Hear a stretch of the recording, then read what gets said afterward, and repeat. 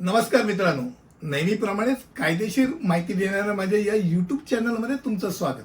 आजचा विषय, कोणत्याही रस्त्याचा अपघात झाला तर त्या वाहनाचा मालक जबाबदार असतो का चालक जबाबदार असतो? विषय महत्वपूर्ण आहे आणि त्याला वेगवेगळे कांगोरे पण आहेत. त्याला थोडक्यात आपण याची माहिती घेऊया. पहिली गोष्ट, भारतीय कायदा हा व्यावसायिक वाहन अपघातातील जबाबदारी स्पष्टपणे सांगतो, ज्यात मोटार वाहन कायदा 1988 नुसार व्यावसायिक वाहनाचा समावेश असलेल्या कोणत्याही अपघातासाठी त्या वाहनाचा मालक प्रामुख्याने जबाबदार असतो. त्यामुळे मी कोणाच्या हातात गाडी देतोय, त्यांनी अपघात केला, माझा काय संबंध? असं नाही. तर तो संबंध आहेच, पण तुझाही संबंध आहे, कारण तू मालक आहे गाडीचा, हे डोक्यात राहू दे. कारण ही गोष्ट बऱ्याच वेळा चावी तशीच राहिली, लहान मुलाने चावी सुरू केली, गाडी सुरू केली आणि गाडीने ठोकलं कोणाला, लहान मुलगा आहे ना. अरे हो, तो लहान मुलगा आहे, तो जबाबदार नाही आहे, तू जबाबदार आहे. निष्काळजीपणे तू चावी त्या गाडीत ठेवली, तू गाडीचा मालक आहे ना, काळजी कोण घेणार? हा सगळा भाग येतो. आता एक गोष्ट नक्की आहे की अपघाताच्या वेळी वाहन कोण चालवत होतं याची पर्वा न करता वाहनाचा मालक पीडित व्यक्तीला नुकसान भरपाई देण्यास जबाबदार आहे, हे डोक्यात राहू द्या. लहान मुलगा होता, त्याचा ड्रायव्हर होता का तो स्वतः होता, त्याची बायको होती, काही संबंध. नुकसान भरपाई कोण करणार? मालक करणार. आता विमा काढला असेल आणि त्याने थर्ड पार्टी इन्शुरन्स काढलेला असेल तर त्याचं दायित्व विमा कंपनीवरती येतं. एक्सेप्शनल केसमध्ये जिथे विमा कंपनी, जर मी मगाशी म्हटल्याप्रमाणे लहान मुलांनी चालवायला घेतलं, म्हणजे जिथे निष्काळजी आहे तिथे मध्ये हात वर करणार की संपूर्ण जबाबदारी त्या मालकावरती गेली. पण अन्यथा थर्ड पार्टी इन्शुरन्समध्ये जिथे लिगली झालेले ऍक्सिडेंट या स्वरूपात आहे तिथे मग इन्शुरन्स कंपनी जबाबदार. आता भारतीय दंड संहिता, म्हणजे आपण इंडियन पिनल कोड म्हणतो, त्यातला 279 कलमानुसार कोणती व्यक्ती अगर रॅश किंवा निष्काळजीपणे ड्रायव्हिंग करत असेल, ज्यामुळे मानवी कुठचंही जीवन धोक्यात येऊ शकतं असं असेल, असा दोषी आढळल्यास त्याला कायद्याद्वारे शिक्षा होऊ शकते.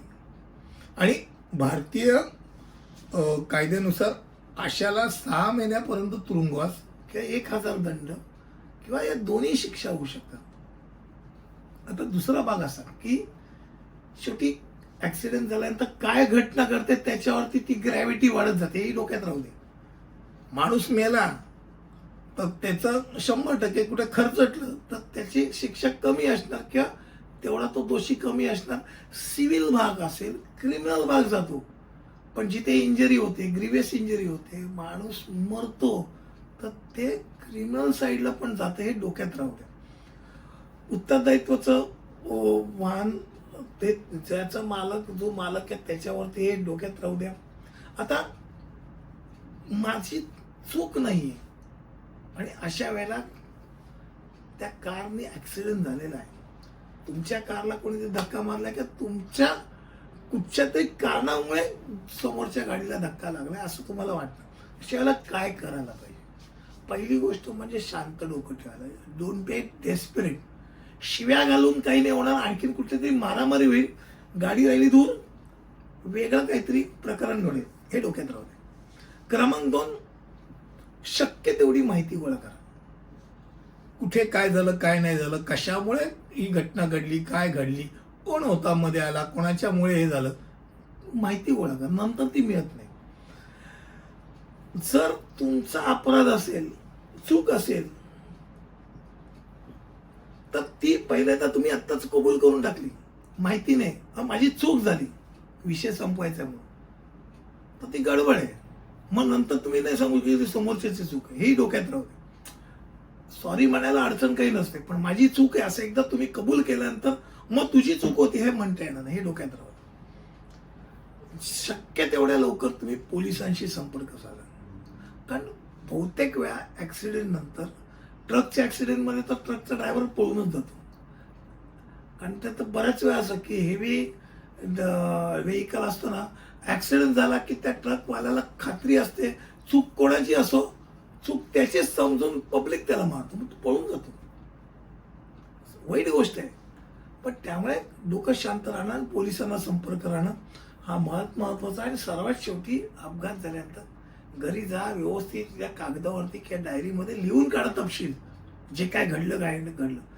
तुमच्या वकील मित्राला तुम्ही काय सांगणार, तर तुम्हाला माहिती असलं पाहिजे. आज मला वाटतं की कमी शब्दामध्ये अपघात झाला, दोष कोणाचा, मालकाचा का चालकाचा, आणि काय करायला पाहिजे या संदर्भात मी बोललो. पुढील व्हिडिओमध्ये असंच काहीतरी घेऊन येईल. तिथपर्यंत इथंच थांबतो. धन्यवाद.